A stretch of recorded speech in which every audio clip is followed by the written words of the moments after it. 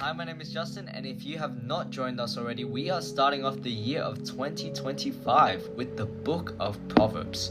So, without further ado, let's get straight into it. And today we are on Proverbs 19, so day 19, and yeah, let's get straight into the overview and chapter summary.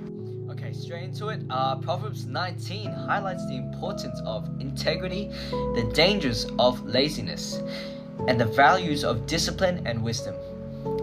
It contrasts the outcome of living righteously versus foolishly, and emphasizing the blessings of humility, generosity, and a proper relationship with God. Okay, so now we're on to the outlines of the chapter. 1. The value of integrity and humility. Living with integrity is better than having wealth with corruption. 2. Consequences of laziness and foolishness.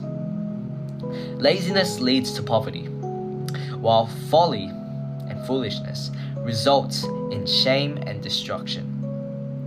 3. Importance of discipline and wisdom. Discipline leads to life and prevents destruction. 4. God's sovereignty and human responsibility. God's plan prevails despite human intentions. Fearing Him brings about blessings. And 5. Generosity and relationships. Being generous to the poor honors God Himself and fosters meaningful connections and values in our hearts. Alright, now we've done the outline and the overview, so let's get straight into the chapters and the verses. So we're starting off with Proverbs 19 verse 1 to 3. Integrity is more valuable than wealth gained from dishonesty. Foolishness leads to destruction, and so misplaced blame gets put onto God. It reminds me of accountability and our misinterpretation of God's role and our personal free will that God has given us.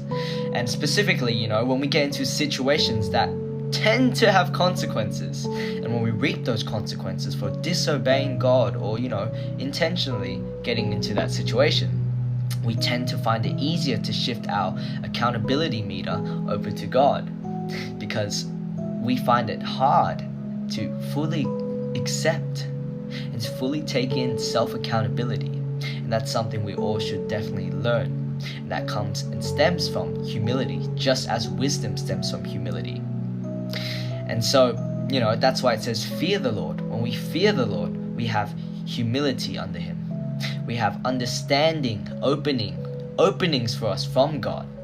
And so also misunderstanding free will, because when things go bad, we expect God to intervene. But we misinterpret that because God respects our free will. So we get to choose what we do in our life, whether that's to follow Him or whether that's not to follow Him. So He's respecting that free will for each and every one of us.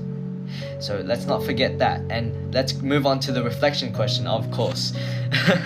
So the reflection question is, how can you prioritize integrity and humility in all your decisions?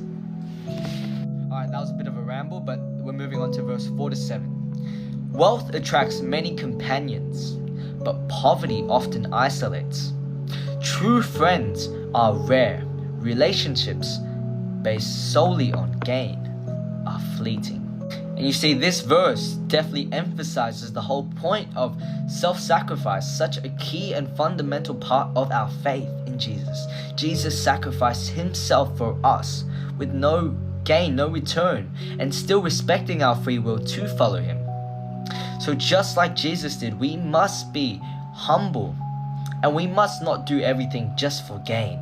At the end of the day, it's about giving, it's about loving, and also being careful and wise in wisdom. And wisdom stems from humility, because let's not be wise when we're wealthy, let's not be wise, but oftentimes we see things from the bottom. So then when we get out of that position, oftentimes we can forget what it was like.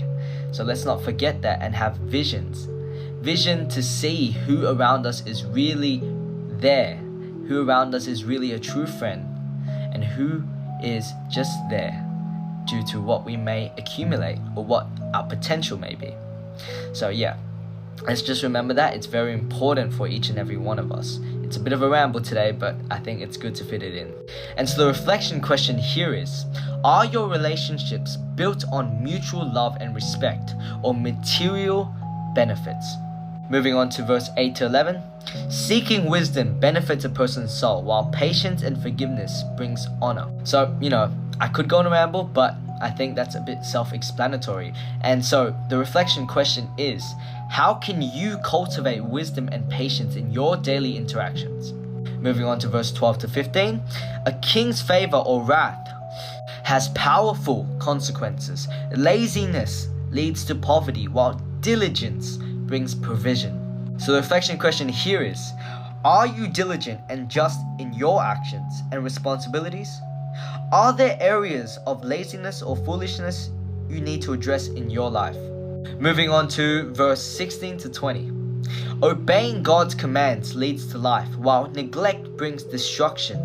Discipline and wise counsel ensure future success. Having wise people around you and having people who are in the faith, who are consistently growing and consistent in their faith and strong with God rather than apart from God, are so important and vital in everyone's life. We might not always have that person or people or group of people, but God is always willing. And when you pray to God, when you pray to Him for those communities and for those people, He will deliver. So never give up, and always remember the importance of community, the importance of a friend, a true friend that's faithful, and a person that leads others and even you closer to God. So the reflection question here is, how can you embrace correction and practice understanding to grow in wisdom? Moving on to verse 21 to 24. Humans make many plans, but God's purposes prevail. Fear of the Lord brings satisfaction and protection. The reflection question here is, are you trusting God's plans and aligning your actions with His will? And lastly, verse 25 to 29. Discipline brings understanding and justice ensures order. Mockers and scoffers face consequences for their actions. So lastly, the reflection question here is, are you open to correction, or do you resist accountability? How can you be more generous and foster deeper godly relationships in your life?